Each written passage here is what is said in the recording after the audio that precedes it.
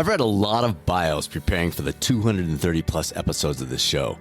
They're all impressive, and they set the stage, providing the credibility surrounding the insights that the guest is going to provide. But today's guest is the first person whose bio made me look for the just kidding. Obviously, no single person could do all of these things note down at the bottom. But there is no note like that. Hold on to your hats, folks. You are in for a crazy story and a crazy ride today. Welcome to the Catalyst Health, Wellness, and Performance Coaching Podcast. I'm your host, Dr. Brad Cooper, co-founder of the Catalyst Coaching Institute, and our guest today is Colin O'Brady. After college, an exciting adventure in Thailand took a turn for the worse. He suffered burns across 25% of his body, and doctors said he would be unlikely to walk normally again. They were right. He never walked normally again. Instead, he became a professional triathlete, the first person to complete the solo crossing of the Antarctica, set 10 world records, write a New York Times best-selling book, and start a nonprofit for kids. We'll obviously spend some time discussing some of the highlights, but more importantly, we'll be talking about your adventure, your dreams, and what you can do to bring them to fruition. Speaking of dreams, you regularly hear me mention the health and wellness coaching certification here on the podcast. If you have a personal passion for health and wellness, you love helping people improve their lives, it might be worth looking into. We're not talking about selling supplements. We're talking about becoming a credible health and wellness coach. Maybe it's to start your own business. Maybe it's to work for an organization that provides coaching like US Corporate Wellness as a coach. Or maybe you're a clinician of some sort and you want to add skills to your toolbox as a physical therapist, counselor, physician, nurse, or other related profession. If you want to talk it over, we're here. Just drop us a note, results@catalystcoachinginstitute.com, and we'll set up a call. Or you can pop over to the website, catalystcoachinginstitute.com, to find a bunch of other information. Now, it's time to tap into how to live a life of limitless possibilities with Colin O'Brady on the latest episode of the Catalyst Health, Wellness, and Performance Coaching Podcast. All right, Colin, man, it is so good to have you here. Thanks for joining us today on the Catalyst Health, Wellness, and Performance, especially today, Coaching Podcast. It's great to be here. Thanks for having me. Such a pleasure. There are so many intriguing paths we can take today, and we'll run on some rabbit trails, but your bio reads like a movie trailer. You know, as I'm reading through it, I'm like, how could one person do all this stuff? I thought it might be fun to kick off, not by looking at the big stuff, but the critical moments within several of those things. So I'm going to throw out, it looks like I've got 5 listed here of these big things in your life. And if you could think back, not to the big things, but what was that critical moment that you most remember or had the biggest impact within that big thing? And let's just see where this goes. So the first one out of the gate influenced your whole life, having a 25% of your body burned in this adventure that you're in Thailand. What comes to mind as the critical moment in the midst of all of that? I mean, that had to be so scary. Yeah, it was a terrible circumstance, traveling by myself around the world after college, trying to spread my wings a little bit and end up silly jumping a flaming jump rope and lighting my body on fire. I was not just in Thailand, but I was really in a rural part of Thailand. So no ambulance ride. I had a moped ride down a dirt path to a one-room nursing station. And, one of on the sort of negative, scary side of things, the physical trauma was immense, of course, but I'll never forget the emotional trauma when the doctor walks in. I was going through a surgery a day for about 8 days in a row. I'm on the 4th or 5th day. He walks in, he looks me straight in the eyes and he says, hey, look, Colin, you'll probably never walk normally again. I just remember, I can still even feel it, then this many years later, there's that sinking feeling. I think for any person that would be a really devastating news to receive. I had been a lifelong athlete, really thinking of myself as a physical, in my body, active kind of person. And that was just the most devastating news. So the emotional trauma. But on the flip of that, when I really think of the core moment from that experience and what led to me overcoming it, was my mother. She also arrived right around the same time, 4th or 5th day. She kind of finally found me on the other side of the world, basically. And I can only imagine, to be a parent, to see your kid in this state so helpless. She was crying and pleading with the doctors in the hallways. I know that now, but she never told me that at the time. Instead, she walked into my hospital room every single day with this huge smile on her face and just a sort of air of strength and positivity. And in that moment, she goes, look, this is a horrible situation. I'm not going to sugarcoat it. She goes, but you're 22 years old, 37 now. So I guess 15 years ago. Wow, time flies. 14 years ago, maybe. 14 and a half years ago. And she says to me, let's set a goal. Like, what are you talking about, Mom? She's like, no. Like you've got a whole life in front of you. Let's picture what you want to do when you get past this. And I was so devastated. I couldn't think a day in the future, let alone a year in the future, let alone 5 years in the future. It's just like, what are you talking about? She's like, she's kept in me every single day. Let's set a goal. Let's go. And finally goes, let's do a visualization. She has me close my eyes. I'm lying there bandaged to my waist. I haven't taken a step in, weeks. They're telling me when I eventually fly home in a couple months, they're going to be in a wheelchair. It's like bad situation. She's like, close your eyes. What's the first thing that pops into your head when you recover from this? And I closed my eyes, and what came to me in a visualization was doing a triathlon, which is not, I've been a collegiate swimmer, so I have a swimming background, but I've never done a triathlon before in my life. I don't know if it's the Kona Ironman footage from being a kid or whatever that was. Sure. Something just popped into my head, and I know from your cycling, all things you've done, you can appreciate that. And I looked at my mom, and she's like, what? She kind of saw the look on my face, and she said, I just saw myself crossing the finish line at a triathlon. I kind of said it, not nervously, but sort of sheepishly, I would say, because I was expecting her to be like, well, I said set a goal, but maybe something a little more Could realistic. Be like walk 100 yards first, Colin. And she was awesome. I mean, my mom's an incredible woman, but she was like, you know what? Great. You've got your goal. In fact, she goes, hey, Doc, come back in here. My son's training for a triathlon. Can you bring in some weights? He's actually so literally that day, I'm not kidding, bandaged from the waist down. I'm in Thailand, and I have this picture of me with these little 10-pound dumbbells, and I'm lifting weights going, hey, Doc, I'm training for a triathlon. He's like, man, someone better knock some sense into this stupid American kid. But yeah, I mean, that was a huge turning point. And that, the quick conclusion on that story is, it took me several months to learn how to walk again. I finally flew back to Portland, Oregon. I was in a wheelchair. My mom, again, she took a wooden chair and placed it one step in front of my wheelchair. She said, you're going to trade for a triathlon, but you got to learn how to take one step. You got to learn how to take 2 steps. You got to learn how to take 3 steps. So you're literally, as trite as it may sound, a step at a time. And 18 months after being burned in that fire, 18 months after being told I would never walk again normally, I signed up for Chicago Triathlon because I had moved there to take a job early in my career, and ended up racing the Chicago Triathlon to kind of honor this goal. And to my complete and utter surprise, I didn't just finish the race, but I actually won the entire Chicago Triathlon, placing first out of about 4,000 or 5,000 other participants on the day. Yeah. And it's a moment when I know that this started with you saying, what was that little moment, not the macro, not living in the story of it, but the micro moment. And when I look back on that, sure, am I proud of the victory? And that, as we can talk about, took my life down a completely different path. But it's so interesting in life for all of us where there's these singular moments, singular people, mentors, parents, friends, circumstance, whatever it is. I look back at that moment and I go, what would have happened had my mom not forced me to look towards the future and set that measurable goal? I didn't call it this at the time, but it's kind of what I frame my new book, The 12-Hour Walk Around, is this concept called the possible mindset. And I define that a possible mindset is an empowered way of thinking that unlocks a life of limitless possibilities. And again, when I look back at that burn accident, the little moment is, again, I wasn't calling it this. My mom wasn't calling it this, but effectively she was incepting me with this possible mindset to say, we're in a bad circumstance right now, but there are still limitless possibilities in your future. What do you want them to be? Let's set that goal. Let's work towards it. And it certainly changed my entire life. And I guess, as I just realized, 14, 15 years since then. That's awesome. Yeah. Well, we'll definitely come back to that new book, especially. I appreciate you sending that to me in advance so we could get through it. Your mom, though, I want to run down that path. Was she always like that? Like, wow, what an amazing woman. What was she, as you grew up, you were 22 when this happened, in your teens, in your, when you were 8, 9 years old, running around the playground, whatever, was she always like that? Was she living that way in her life? Like, flesh that out for us a little bit. That's interesting. Yeah. My mom's an incredible woman, and I certainly wasn't the first time that she encouraged me. That's for sure. She was a young mother. I'm her youngest, and she had me when she was 23. So she had kids really young. Myself, I was born at 20. My mom was 23, and I was born on a hippie commune in Olympia, Washington, on a futon with about 20 or 30 other her friends hanging out, celebrating life coming into the world, but in a kind of group context. That's Everyone was there partying.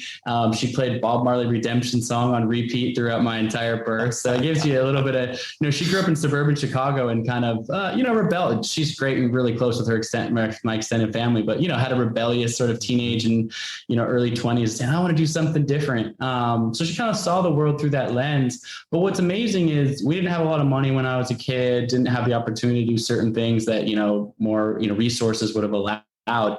But from a little age, and people have asked my mom this, like, you must be so afraid, your son walked across Antarctica by himself. He's done all these expeditions where, people can die and these really dangerous circumstances.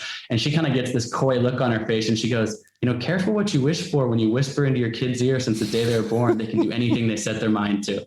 And so that possible mindset, so to speak, she's been kind of incepting me and whispering that into my ear one way, shape, or form, even when the circumstances of our life weren't necessarily, oh, hey, you can do everything you want right now. Let's, put you on a plane on the other side of the world, or you can do this or that. She was just like, if you can believe yourself, if you can imagine yourself doing it, there's some way to get there. And so, yeah, she's been just an incredible influence throughout my entire life. And I am who I am, certainly because of her strong influence, for sure. That's awesome. I was certain you were going to pull out that quote of your mom was going to say to people, I'm not afraid he's going to die. I'm just glad he's living.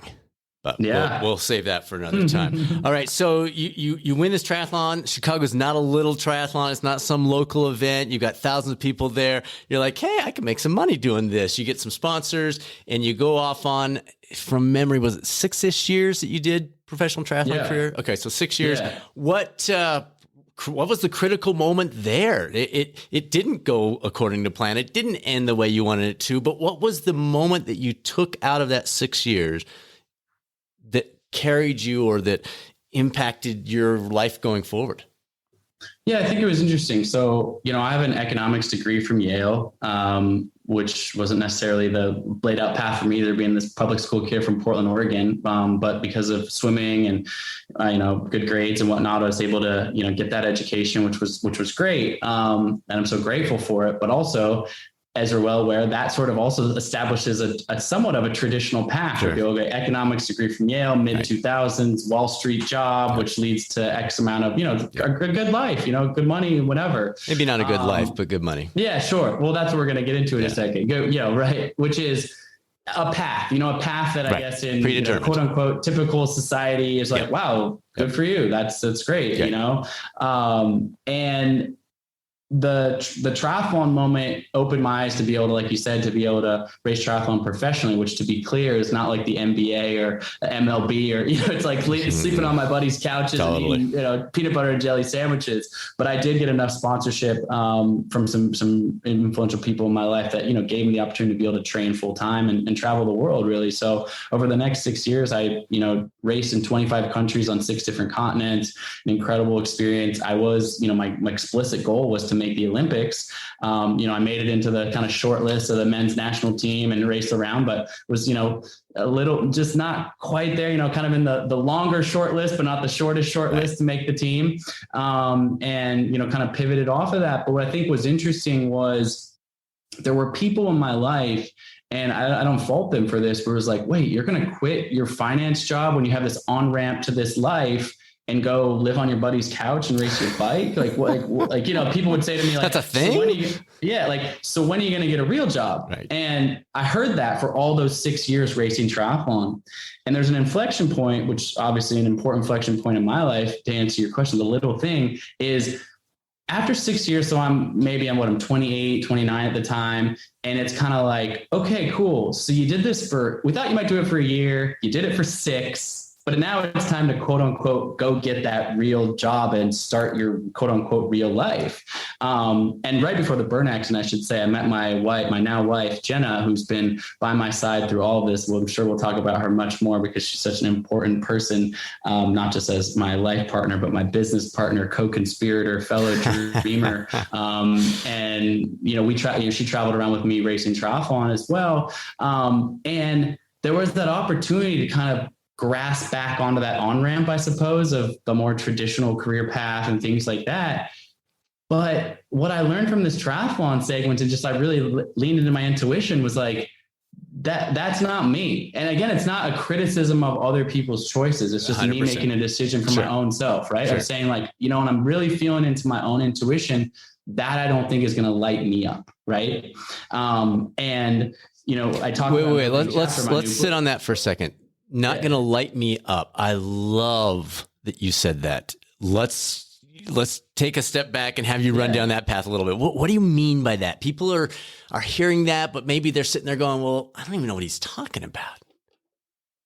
Well, I think it's this, like, again, this is where I think we all have different paths to follow, but I think certain things light different people up. There's no criticism about what that is, but I think it's being willing and courageous to ask yourself that question, to actually sit with yourself on a quiet moment and be like, does this make me happy? And that can be about the relationships in your life. That can be about your career, family. It can be about anything. I like to say, we can all paint a masterpiece. And my canvas just happens to be the ends of the earth and mountaintops and adventures. I'm like, look, I don't blame you if you don't want to go freeze your butt off and walk across Antarctica by yourself. Oh, trust me, that is not for everyone.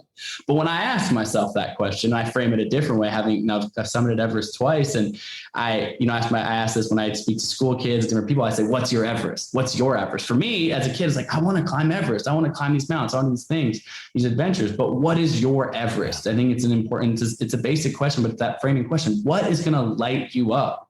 And then saying, instead of bargaining with yourself and going, God, what's really going to light me up is to, quit my job and focus on X, Y, and Z, but I don't see the path of this, whatever. And you start bargaining with yourself. So therefore, I'm going to take the path of doing the thing that doesn't light me up.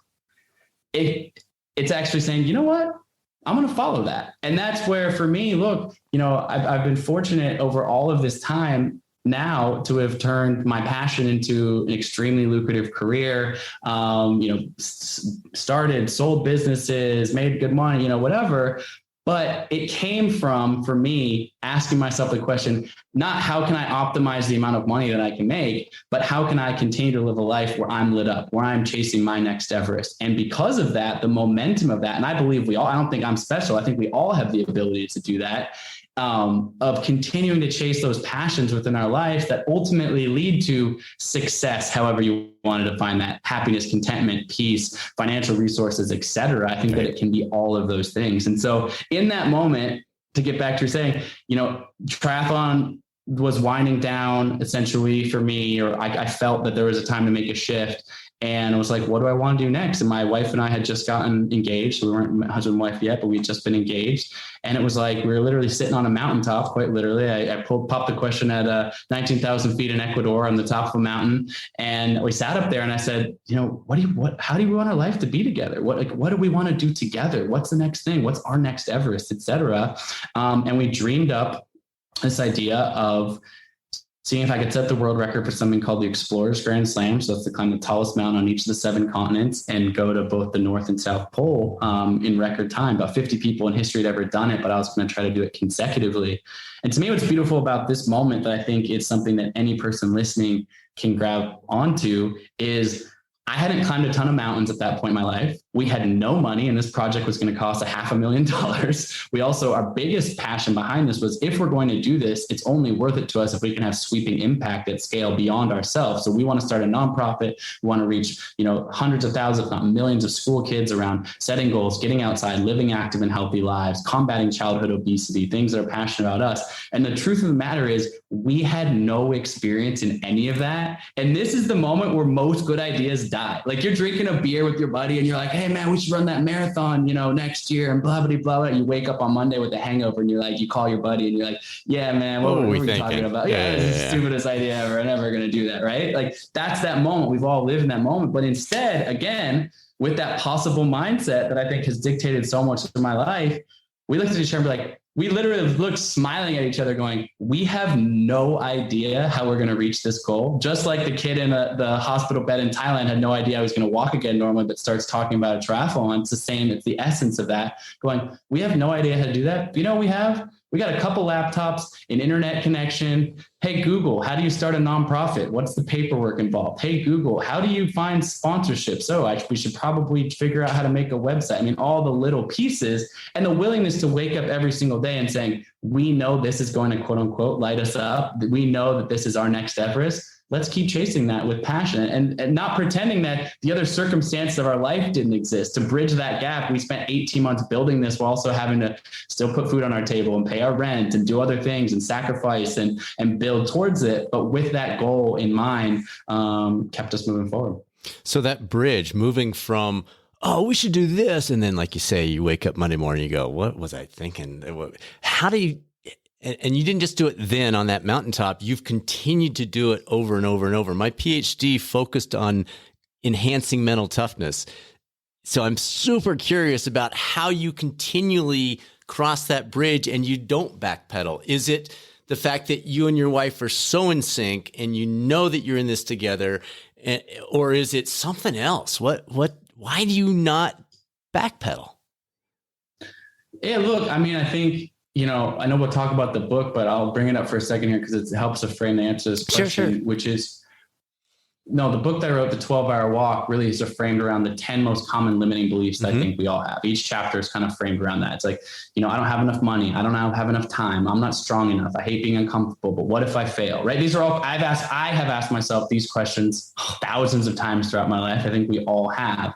And each one of those stories, I break it down through an exciting adventure story for my life, and then speak sort of more prescriptively about how to overcome that, all through the larger call to action around asking people to take a 12-hour walk. Again, we'll talk about it in a second, but the thing that's important, and certainly not my language, has been said thousands of times by others, but the word limiting belief.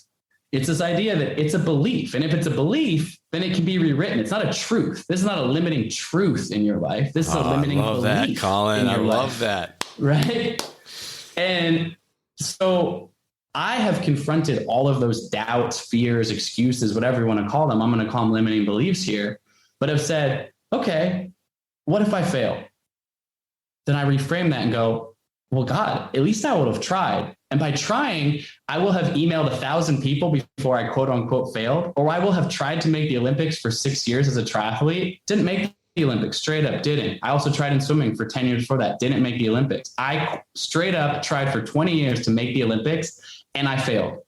And I now have 10 world records after I failed for 20 years. Would I have those 10 world records had I not tried to push my body, understand my mind, understand this, which is to say there was no failure in that, because I kept trying the next thing, meaning when we try and we engage with our passions, our pursuits, our Everest, etc., yes, there might be incremental setbacks along the way, but then that's a reframing of that. So I all of a sudden let go of the fear of failure, because I don't see any failure. I think that failure plus perseverance equals success. Meaning I'm going to just keep trying stuff until something clicks or something works. And an entire chapter of my life or my time dedicated to the pursuit of something, it might not be obvious in the moment. What am I learning from that? But did you meet a dear friend? Did you meet a business partner? Did you meet your spouse? Did you deepen this bond? Did you learn something about your body, your mind? All these things that shape us and evolve us, they shape us into the next chapter and the next chapter after that. So really, again, I could break that down through all 10 different limiting beliefs, but that's sort of the fear of failure concept, which is what was the difference? The difference is a willingness to try, openly saying, hey, this might work. This might not work. It's easy to read my bio, as you said at the top of this interview, and be like, God, this guy's been successful, these world records, that's whatever. Like, I've also done a lot of stuff that hasn't worked. But those things that haven't worked, just like being burned in the fire, that's the worst. I wouldn't wish that pain on my worst enemy. But I also learned some of life's greatest lessons from what my mom taught me in overcoming that, from my own mental toughness. So being able to frame setbacks, doubts, fears, limiting beliefs, and being like, okay, this is part of the process. What am I learning from this? Colin, that's huge. Limiting beliefs, folks, not limiting facts. That's awesome. You mentioned, I jotted down, it might not be obvious in the moment. And I think that's an important thing to clarify too. Are you a journaler? Have you written things down? Is your wife a journaler where you two have gone back, or you've gone back a year, 5 years, 10 years and read through and said, oh my gosh, that's where that came from? Yeah. So I've actually been journaling since I was about 12 years old. So I have journals going back, some 25 odd years. And it's been a pretty regular practice for me throughout my life, which I'm deeply grateful for, because it is fun to go back. What's interesting about going back and reading those journals, which I've done, having written 2 books, I've obviously gone deep into my journals over time and read that. So it's nice to be able to pull those memories, not just from memory of the ether, but actually from things I'd written down in those moments. 2 things are interesting. One, of course, is you look back on certain things with immaturity. Oh God, I can't believe I wrote that when I was 18, or, silly stuff like that. Right. But more interesting is I think I'm like, oh man, I set that goal a couple of years ago. And I look back on something 10 years ago and I'm like, oh, I didn't say the exact goal, but I'm saying the exact thing. I'm actually like, totally. I can actually see the earth, like in the moment, and even in my current state, didn't realize it. But I read someone like, oh my God, I was actually thinking about that not 2 years ago. I was thinking about that 10 years ago, just in the edges of my subconscious and things like that. So it's fun to see those patterns, and also fun to see, wow, I wonder what I'm writing down right now that I'm going to look back. I'm 37 now. When I look back, I'm 47. Going, remember you started writing that down when you were 37? So it's trusting the process that it takes time for things to evolve. And like I said, not knowing exactly what the next data point is, or the next thing you're going to leapfrog or jump to, but realizing that all those things. I think Steve Jobs said it extremely well in his graduation speech at Stanford. You can't connect the dots going forward, but you can connect them going backwards. And certainly something I believe in very much. And do you have a pattern for your journaling? Is it a daily habit? Is it, I'm going to make sure at least once a week? Is it just as big things come? What is your MO when it comes to your journaling? Or has that changed over the years? Yeah, over 25 years of journaling, obviously it's certainly changed and evolved over periods of time. I do say, people say I'm not a big possessions person, but that's the one thing, like in my house, if my house is burning down, I think I'd want to grab my journals. To me, that's like probably my most prized possession, only just because it's a reflection of my own psyche over time that I like to reflect on. There's certainly during big moments, expeditions, big life transformation moments, traveling, things like that. I've been a very active daily journaler. So in the sort of nitty gritty of big kind of peak moments, I have a very, very good recording. In day-to-day life, I think it's mostly more of like a couple times a week kind of practice. And then an additional practice that's been really fun, which is it doesn't take away from my individual journaling practice, but about, 10 plus years ago now, my wife and I, we've been together for 15 years, but I think we started about 10 years ago. We've kept a journal together, and that's not to supplant our own individual journaling practice, but it's a collective journal. And sometimes it's about our relationship and our marriage and certain things like that, but it's also just this amazing, it's almost like we write letters back to each other in a journal. She'll enter and I'll enter. And that has been, in terms of being able to go back and revisit stuff, that's actually been one of the really cool, rewarding things to look back on. The inscription of my first book, The Impossible First, it says it's to Jenna B, that's her name, Jenna, I call her Jenna B, her last name's Bisa, to Jenna B, the love of my life, the keeper of my memories. And we feel like we've, walked beside each other in so many ways, and we're really, keeping each other's memories, but being able to write them down together collectively in a book is a really fun thing as well to supplement our own individual journaling practices. So yeah, writing stuff down has been valuable for me over time, for sure. And I think there's a lot of benefit to it. Oh, it's huge. It's huge. Well, nice setup. My next one, I wanted to ask you, what was that critical moment when you're falling in love with Jenna, where you're like, she's the one, like, this is who I want to spend my life with? Yeah. So, it's a funny, both of us come from, pretty humble backgrounds, but we met each other in somewhat of a, I wouldn't say fancy, but interesting and unique way. We met each other on a beach in Fiji, actually. Not a bad place. Yeah, exactly. So she was studying abroad in college at the University of Sydney. She got the opportunity to do a study abroad semester there when she was 20 years old, junior in college. And she, as you do, I guess, in Australia, went on Australia's spring break, which her and a bunch of girlfriends went to Fiji because it's, nearby and relatively inexpensive, et cetera. And I was, after college, I painted houses every summer since I was 15 years old. And I said to myself, I'm going to save as much as I can, $1,000, a couple $1,000 every summer. By the end of the graduate from college, I was like 15 at the time. So like 5-6 years in the future, I'll have, just enough money to buy a plane ticket and, hitchhike around and live in youth hostels for a period of time after college. And so that moment arose. I did exactly that. And I went in to buy, this dates the story a little bit, but this was in 2007. I went to buy a student travel ticket. There was a place called STA Travel, which was an actual in-person travel agency, which if any young listeners are listening probably don't remember what that means. You could actually go talk to a person and buy a plane ticket. It was a paper ticket that if you lost it, you actually lost your ticket. There's no record of it. But yeah, so I went in, bought this ticket, and I was trying to go to New Zealand first, but I heard some amazing things about New Zealand. I heard you can hitchhike really easily there. And I was like, I'm going to go to New Zealand as my first stop and hitchhike for a couple months. And the STA travel person said to me, based on your routing, you're going to fly through Fiji, and this ticket allows for a free layover in Fiji if you want. And I'm like, a young kid just trying to bum around the world. I'm like, great. Okay. Fiji, sure. Yeah. Why not? And so I end up literally on a free 10-day layover in Fiji. I look in my Lonely Planet travel book, and I see that there's a small island that's supposed to be fun or whatever. So I head out there, and the island itself, all it has is a few bunk beds and one bar, basically for young kids travelers to party and hang out on the beach. Basically, the island was so small that you could walk around the circumference in 5 minutes. This is a sand atoll with a bar and a couple bunk beds. I mean, nothing. Oh my gosh. And there's the first thing I see is this beautiful young woman, standing there, and I couldn't take my eyes off her. And we really fell in love pretty instantly in that moment. But what was interesting about that is we spent 2 days in Fiji, just like, oh my God, amazing, we're traveling. And we both were pretty practical in the context of saying like, this feels amazing, but like, we're both like out young people in the world. Let's not like, try to be boyfriend, girlfriend or something like that, like in this moment. Sure.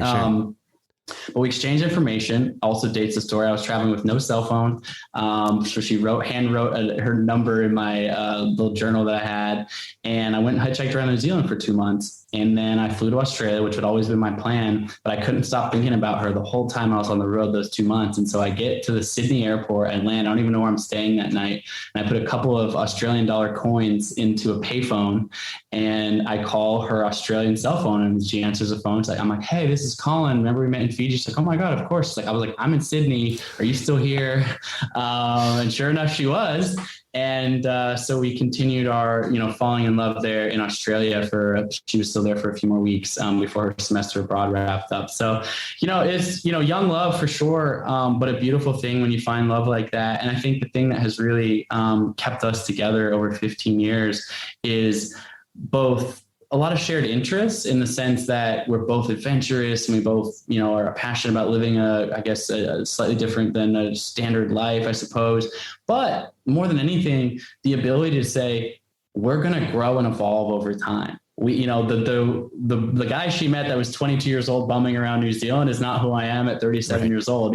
Same for her. And the ability to say over time of saying, we're going to evolve, we're going to shift, we're going to change, and allowing that space and growth, I think has been crucial. But, I think we both agree. If she was sitting here, I think she'd agree anyways. We more or less fell in love at first sight, but that love at first sight, I don't think is necessarily, I don't think you can build a whole life off of that. And I think that the challenges and also the growth that we've had over time has been really beautiful to deepen that love through all the different phases, not least of which is during the course of all these expeditions and adventures, walking across Antarctica by myself. I didn't talk to anyone for 54 days, but I called her on the sat phone every single night. And just the energetic connection that we've shared in both high moments, low moments, and tense moments has been incredible. And I feel so grateful for that. Love that. Yeah, the phrase that came to mind is the idea of growing old together, not getting old together. Very, very different. Mm-hmm. Very, very different. Yes. All right. Last one, your book, The Impossible First. We'll talk about your other one, but the adventures in here are insane, my brother. What was the critical moment? Something they are not reading in the book where you're like, yeah, there was this one moment that whatever, fill in the blank. Yeah, no, it's a good question. So for those that are listening unfamiliar, The Impossible First is a memoir that I wrote a couple years ago, which is recounting my solo crossing of Antarctica. So I became the first person in history to cross Antarctica solo, no supportive resupplies, and fully human powered, no kites, dogs, anything like that. Nearly 1,000-mile journey that had been attempted over time. No one had completed it until I did in end of 2018. It's interesting. I mean, there's so many moments in that's such a rich life experience for me in so many ways, both the struggle and the triumph. But what really comes to mind for me, at least just answering this just off the top of my head, I've been asked a million questions about that crossing, which I'm always happy to answer and tell stories about. But I think for me, there's a part of my personality, the same part of my personality that wanted to make the Olympics, the same part of my personality that's hyper competitive as an athlete, that loves winning, that loves achievement, et cetera. So I'm not going to, pretend like that's not a part of me. It's certainly a part of me. But when I embarked on an Antarctica journey, there was a sense of more of a spiritual quest than a triumph of achievement. And ultimately saying like, wow, like acknowledging this is really far out on the edges of my comfort zone. Like being alone for 54 days in an environment where it's minus 40 degrees every single day, the wind's blowing in my face. Most days the average wind chill is minus 60, minus 70, no resupplies. So it means I'm pulling a 375-pound sled behind myself full of food and fuel. But I know when I set off that I don't have enough food to actually replace all the calories. So by the end, I'm going to have my bones, my ribs and hip bones sticking out. I'm going to be emaciated, like just knowing, going in, knowing full well all of those things, right? It's heavy to take that on. And to being real with myself, being like, it would be amazing to be the first person to complete this crossing. No doubt I'll be proud of that if that comes to be. But going like, that's not a good enough reason to be out here. Like, it's just not. And I was aware of that before I set foot out there. And so like checking in with myself, going like, so why do you want to do this? Like, why is this important? And I think there's always been this deep curiosity inside of me. That's why I say more of a kind of a spiritual quest of finding out who I really am when I'm alone, when I'm an extremely extroverted person, very social, things like that. But like, who am I in the silence? Who am I in the stillness? Who am I in the endless white landscape? It's 24 hours of daylight down there. The sun never sets that time of year when I was making the crossing. There's no mountains other than around the coast. I mean, it's white and every day. There's nothing to see. Literally nothing to see, 54 days in a row alone in this basically empty white room that's trying to kill you. And who am I in that moment? And again, we can go deeper on that, but ultimately by quieting my mind, I deleted almost all my music, all my podcasts, from reading the book. And basically it was a completely in stillness and silence, which again was a hugely outside my comfort zone. I think it's outside the comfort zone for pretty much any person living in our modern society, to be in that much silence and stillness. And it was so difficult. Yet at the very end, and I won't give away the whole book, but at the very end, the last chapter of the book is called Infinite Love. It's not called I Crossed Antarctica, I'm so awesome, right? Like it's called Infinite Love because I was starving. I had been running a 3,000 calorie deficit every day. So I was burning 10,000 plus calories and I only had enough food in my sled to eat 7,000 per day. I was on my last bite of food when I finished. But in that last push, in that last moment, I found this strength inside of myself, not just strength to finish, not just strength to achieve, not just strength, but actually a deep, deep, deep, deep, deep resonant inner calm and peace that, again, the words that I could only think of in the moment that was almost like a mantra during the last week or so was just this resonance of infinite love, infinite love, infinite love, connection to myself, connection to my heart, connection to my wife, connection to my family, and really connection to humanity at whole. I remember I went back to, there was a bunch of, press and media after the success of that project. I was immediately flown to New York City to take some interviews, which I'll tell you, after being alone by yourself for 54 days to fly to Manhattan and be on live television on Today Show, it's pretty intimidating and it's a lot, humbling, beautiful, but also just a lot. And I was sitting there in New York City, having just completed this expedition. And a group of my friends got together and it was friends and ended up being friends of friends of friends. So there's about 100 people in this room in the West Village, close friends of mine who had invited their friends, et cetera, to hear about the story. And I hadn't had any time to reflect on it yet. It just happened. And one of the questions came up, just kind of fireside chat. They're like, but weren't you so lonely? You must have been so lonely. You were alone for 54 days. And I said, you guys all live in New York City. So raise your hand if you know the name of the person that shares a wall with you in your apartment building. There's 100 people in the room, like 2 hands go up. And I said, raise your hand if you know well, the last time you said hello to somebody, you guys ride elevators every day. We're in Manhattan. Like, raise your hand the last time you said hello and looked somebody in the eye in an elevator that you're standing right next to. Or how about on the subway? Not a single hand goes up, not one. And I said, I may have been physically alone, maybe the most remote person on the planet for the last 54 days.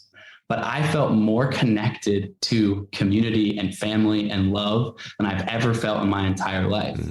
You are living in, I love New York City. It's my favorite city on the planet. So it's not to vilify New York. I freaking love New York City. But I was like, you can live surrounded by 10 million people and be alone and be lonely. So I think being alone is not necessarily lonely. And that was a beautiful thing to learn out there. So many lessons, but that was the first one that came to mind when you asked the question. I love that. I want to springboard on the -60 wind chill.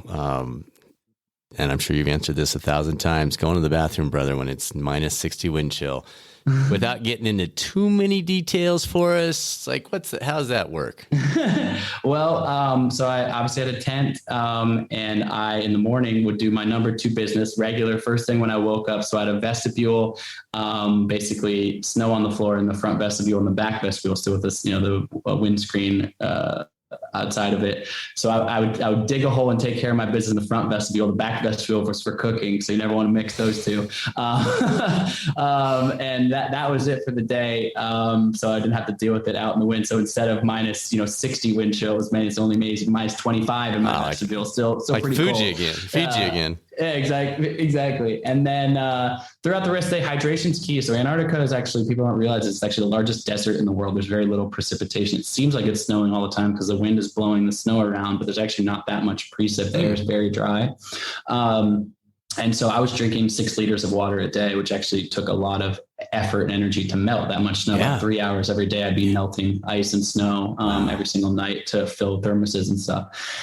So to go and pee, it's I'm not trying to get graphic, but as simple as turning out of the wind, taking it out as quickly as possible, taking care of business, and warming back up as fast as you can. So trying not to freeze any of the important parts, manage a little bit of frostbite here and there, fingers, nose tips, bits and pieces, but managed to not freeze anything too badly here.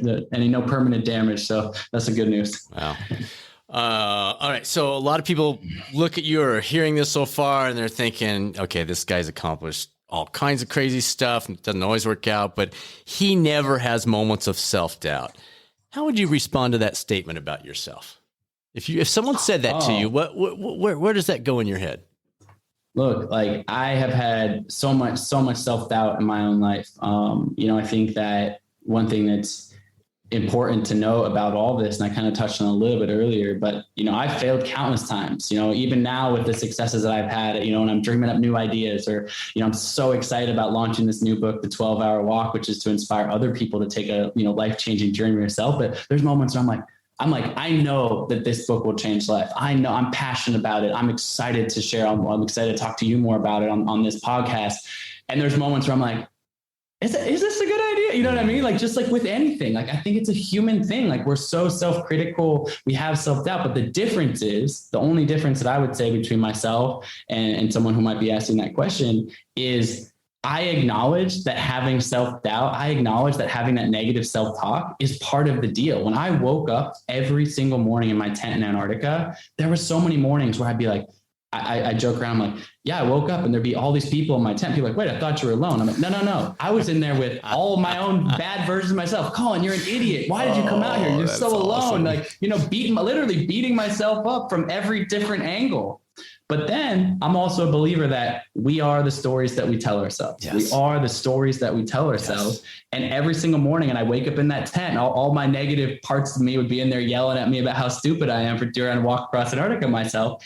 The way I would stop that in that moment, as I would yell, literally, no one is around, I'd yell at the top of my lungs out loud. I would say, Colin, you are strong. You are capable. You are strong. You are capable. And that those negative pieces of me would subside a little bit for a moment, for a little bit of a moment. And just realizing that there's always going to be that oscillation, that balance, and acknowledging that negativity, acknowledging that self-doubt, but not giving it enough voice to listen too much to it, not giving it enough voice or enough power to not make decisions or not make choices based on it, to actually say, you know what, like, I know I'm going to have doubts because that's part of me. That's about being a human. But you know what? I don't have to listen to that. That's not the story that I have to tell myself. Yeah.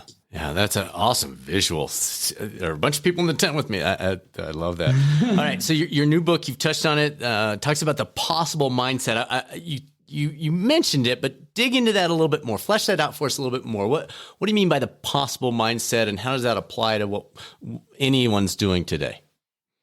Yeah, absolutely. So the book is called The 12-Hour Walk. The subtitle is Invest One Day, Conquer Your Mind, and Unlock Your Best Life. And we'll get into in a second what that invest of that one day is. But ultimately, I believe that, again, we are the stories we tell ourselves. I think so much of what impacts we have in our life happen in our mind, really, and we know this about mindset, about high performance, right? So much, again, those visualizations I was talking about with my mother, I mean, there's countless examples from my own life, but it's countless examples from everyone's life, which is what we can kind of manifest inside of our mind and our brain, our mental toughness, our fortitude. What you did your PhD work in really dictates so much of our life, right? And to me, there's all these sort of concepts around mindset that I love. I love Carol Dweck's concept of a growth mindset, super important. But, certain things that doesn't touch on are things like intuition and other elements of sort of mental clarity and mindset, et cetera. And so I've come to, kind of a blanket term that I use is a possible mindset. And again, I'll define that as an empowered way of thinking that unlocks a life of limitless possibilities. And you go, okay, so I want this possible mindset. I want this thing. I want this thing that isn't afraid of failure, that isn't afraid of other people's criticism, that believes that I can become anything that I set my mind to, that believes that money is abundant, that believes I have enough time. I want that mindset, right? So we've got these limiting beliefs, all the negative versions of all the things that I don't have enough money, I don't have enough time, I'm not strong enough, I'm afraid to fail. But a possible mindset sees all those things differently. It doesn't see those as limiting beliefs, but sees them as strengths, right?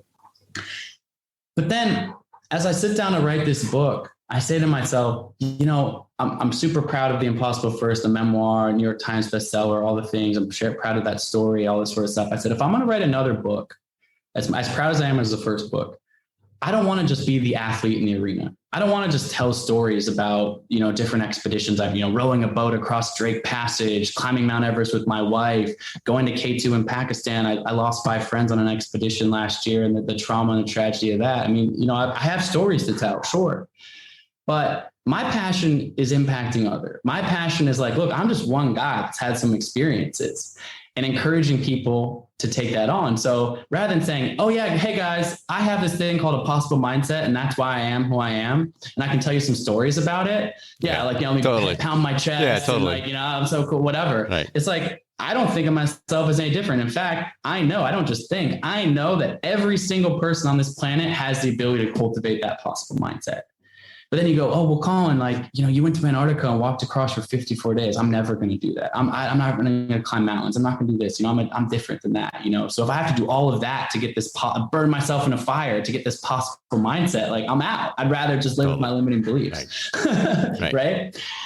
And so this book, the call to action from this book is quite simple, which is I believe that we can conjure and cultivate this possible mindset through one activity, which is walking, which is actually to take one day, put it on your calendar, walk outside your front door and walk for 12 hours. Now, this might sound like an endurance challenge, but it's not. I don't care however many breaks you want to take as many breaks you want. I don't care if you walk for 1 mile or 50 miles, but this is a day in silence, in solitude, walking out your front door, taking 12 hours alone.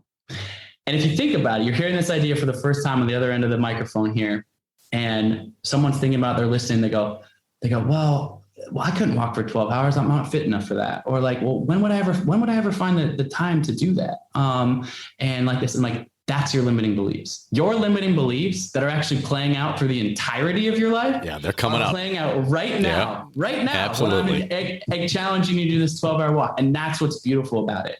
To get to your front door, to actually take that walk, when your feet start being a little tired 5 hours in, 6 hours in, that's a limiting belief. Oh, I don't like being uncomfortable. I don't like being in a comfort zone. When you push through that 12 hours, you will actually have, not just by reading a book where I gave you some advice and sure entertained you with some epic stories, fine.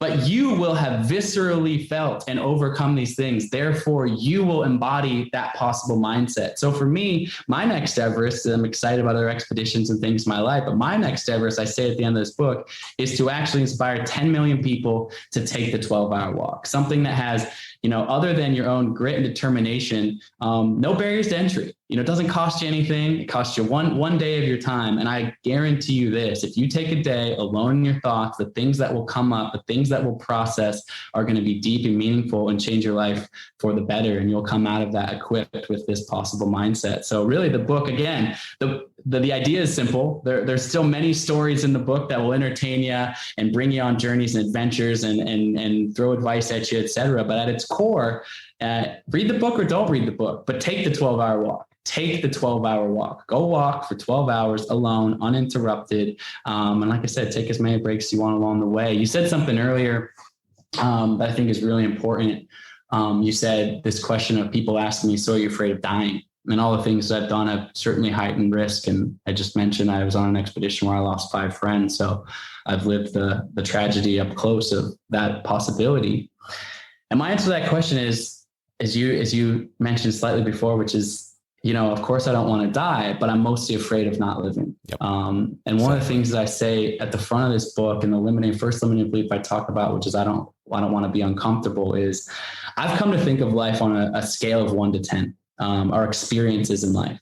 1 being the worst moment of your life, that's losing a friend, that's some epic tragedy, that's being burned in a fire in Thailand and being told you'd never walk again normally. And 10 being your highest high, just the most best epic day of your life, or whatever that is, falling in love, it's whatever, some heightened peak moment is in your life. That's a 10. And what I've come to realize is that too often in our modern society, it's easy to be in the comfort zone. It's easy to be in the zone of what I call the zone of comfortable complacency between 4 and 6, right? Just stuck there because we're so afraid of experiencing a 1.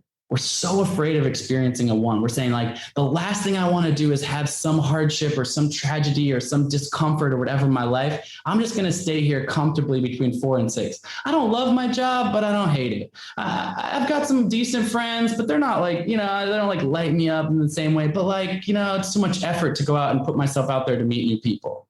We're stuck. We are stuck as a society, as a culture, in the zone between 4 and 6.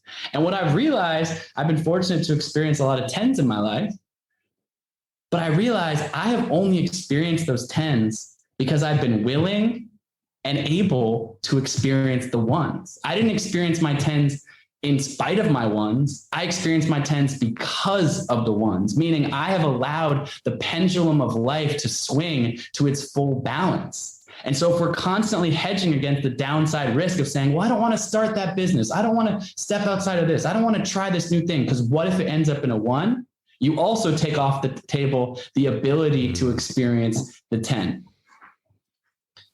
And so for me, that's also an important component of this. Something that I'm really passionate about is, inspiring folks, hopefully, to allow the pendulum to swing to the full totality, take on things, risk things that allow them to, step outside of that zone of comfortable complacency and feel the full tapestry of life and all of experiences. I love that. You're right. I mean, as you were talking, I was even thinking of, they say runners run too hard on their easy days and too easy on their hard days. They never really push it to the nth degree. And you probably got this as you were doing your triathlons. They never go easy enough on their easy days. And you're saying we're doing that in life. It's not just a runner's issue or a cyclist issue or a swimmer's issue. We're doing that in life. We're never allowing ourselves to push past that 6. And I think you're right. 4 to 6. That's a real nice spot. I'm okay. I'm fine. That's one of my, I think it's the worst 4-letter word in our English language is the word fine. And so, yeah. Totally.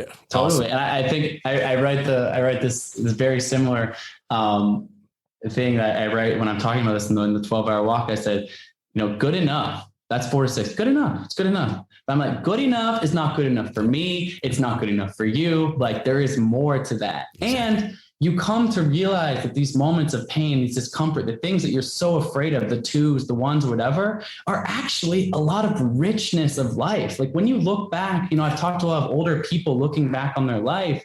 There's either people that are living with regrets, which is a lot. I opened this book with a story about regret. Yeah. Even people with all the money in the world, whatever, look back and go, God, if I'd only done this or that, living with regret. And it's regretting the things they never tried, right? It's regretting things they didn't done. And then actually the richness of a lot of people's lives are in and around the ones and the twos, not because they're like, God, I wanted more of that in my life. But in those moments, they were alive. They were feeling something. They were lit up, not in the positive way that we're thinking about, but they were experiencing life. They were not on numb autopilot of the 4 and 6. And don't get me wrong, you got to be in the 4 and 6 sometimes. You got to recover. You got to be, of course. Like I'm not saying living life in the totality of extremes. Like I have a lot of my days still live there and purposefully there. Yeah. But it's allowing those moments in time to let that pendulum swing to the further reaches of that. I think is the juice of life, so to speak. Powerful. Just a couple more. What are some of the unique Everests that you're hearing from other people as you're out there that might not fit into the typical category? Like I want to run my first marathon, or I want to do a triathlon or climb this mountain or whatever. Are there some fun stories? And I know you're going to be collecting them. We'll have the contact information for your website so people can chime in on their 12-hour walks and all in the description here. But what are you hearing so far of people that say, well, my Everest is X, and you go, whoa, I haven't heard that one before. Yeah, no, it's so fun. It's a beautiful thing. And it's great. The 12-hour walk is designed to, have your phone turned off, but I've actually built an app that works in airplane mode. So it still tracks your walk and you can look at maps so you don't get lost and everything. And it also prompts you at the very beginning to take a video of yourself and set an intention. Say, I'm doing this walk. I'm doing this 12-hour walk today. And I'm trying to get X out of it. And at the end, it also prompts you to take a video and say, wow, I learned this about myself. I did this. And so it's early. The book is coming out on August 2nd. But I've had a bunch of people test this already, and it's been amazing. It's been amazing, the reaction and the breakthroughs that people have had. I've asked that question, what's your Everest? I've asked it to a lot of young kids. Those are from my most fun examples. My Mount Everest to be the first person in my family to graduate from college. My Mount Everest is to make sure the snow leopards are off the endangered species list. Just fun things. Yeah. What's fun about asking that question to kids, the young kids, I will say, that I learned that was so important is particularly elementary school kids. Elementary school kids and younger, we're born with a possible mindset. We actually literally all have that. And when I say, what's your Everest to a room full of kids, 500 hands in a gymnasium, and they all have like 5 because they don't have limiting beliefs. Right. They actually, because we as humans are actually born with that capacity. We unlearn the possible mindset. And so the 12-hour walk is aimed at actually reteaching you something that you already had inside of your DNA from the day you were born. But it's amazing, I have, again, a physical expression in the world, but this is, the 12-hour walk is a training of the mind. It's not a training of the body. It's a training of the mind. And it's been amazing, shifts that people have made. Say, I've been in this living situation. Someone that just finished a 12-hour walk said, I've been living with this person, not romantically, but just in a living context for the last 10 years. It's been great. But this chapter is over. And I've known that for a couple of years and went home and just said, all the love in the world, you're still my best friend, but I'm gonna go this way. I'm gonna zag left instead of zagging right, instead of just continuing to do. But the thing is about that might sound like a small shift, insignificant. But life is built on a ripple effect.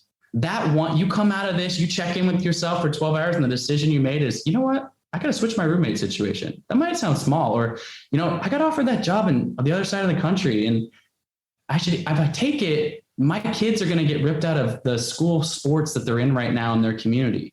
Maybe we don't make that move, or maybe we do make that move. Again, there's no right answer. Right. But that intuition, that check in with yourself, you do know the answer to those questions. So it's interesting to see that we can busy our minds with, I got this to do. I got this, whatever, which forces us to not have to think about the actual things simmering maybe a little bit below the surface. 12 hours by yourself, man, you can't hide from your thoughts.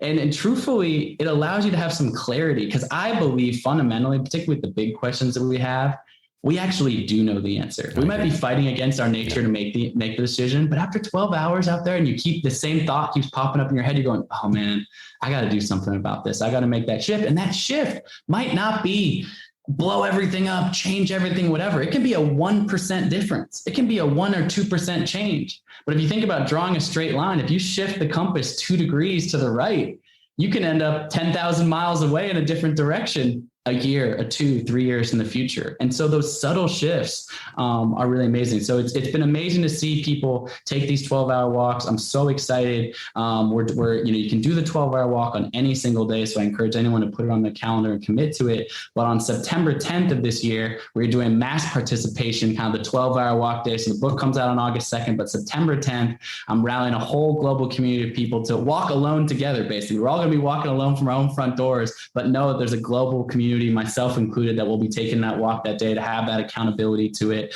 And really, I fundamentally believe the more people that adopt that possible mindset, that make those mindset shifts, that step outside of their comfort zone, that let go of the 4 to 6 and allow themselves to be outside that zone of comfortable complacency. That's the world I want to live in. That's the world I want to live in, with people that are lit up and expressing themselves passionately, having self-awareness, checking in, and myself included. I'm a human being with faults and ups and downs, and I'm far from perfect. But I think we all have so much to learn from each other, but we also have something to learn in our modern society for just taking a day to just check in and walk, be outside. And it might sound simple, but I promise you it's a life-changing experience. And I encourage everyone listen to take a 12-hour walk.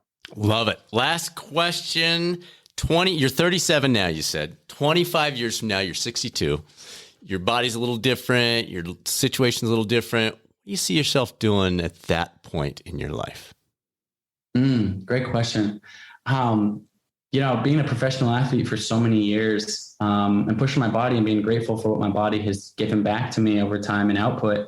One thing that has been more clear to me over the last, I'll call it say 5 years maybe, is longevity. Really, longevity is that I think I can still push. I think I can still high perform at a world-class level. And I think I probably have years more of that. But I care. I'm not saying I think I'll set some more world records in my life. I hope so. I think I've got some ideas, whatnot. But I care more about that 62-year-old guy. I live in the Tetons. I live in Jackson Hole, so I can stare up at the Grand Teton every single day. I care more that the 62-year-old self of myself can still, make a lap on the Grand Teton than I do of my, 39-year-old self setting another world record, which is to say, I think I can have both. But I think health, wellness, mental clarity. And when I'm 25 years from now, hopefully got some grown kids who are off making waves in their young lives, and surrounded by family and love and community and compassion. Because I think at the end of the day, I talked about regrets before. I think no matter how many books I publish or New York Times this or world record that or whatever, when I'm 62 or 72 or 82 or God willing 92, I think I'm going to look around and I'm going to look at my wife, Jenna B, the keeper of my memories, and me for her. And that will be what will have been the juice and the tens in my life, will be the love and the experience. So investing in that as much as I possibly can. And the rest is all just bonus and icing on the cake. Well said. Well said. Thanks for doing this. This was awesome. Very exciting. You're doing this from Spain right now, so good luck with the current travels. We'll check in with you and really appreciate it. Awesome. Thanks so much. I really appreciate you having me. So what's your Everest? Are you ready to start that climb? We'll be here with you every step of the way. Thanks for tuning into the #1 podcast for health and wellness coaching. The podcast continues to grow, and that's only because you're sharing it with others. We do not advertise. So thank you very much. Next week, we kick off season 5 with a brand new Contemplative Catalyst special episode. You've told us you love these, so we've decided to occasionally include them in the schedule. So get ready to do some pondering. As always, feel free to reach out to us with any questions about your current or future coaching career, results@catalystcoachinginstitute.com, or tap into additional health, wellness, and performance resources at catalystcoachinginstitute.com. Now, it's time to be a catalyst. This is Dr. Brad Cooper of the Catalyst Coaching Institute. I will speak with you soon on another episode of the Catalyst Health, Wellness, and Performance Coaching Podcast, or maybe over on the YouTube coaching channel.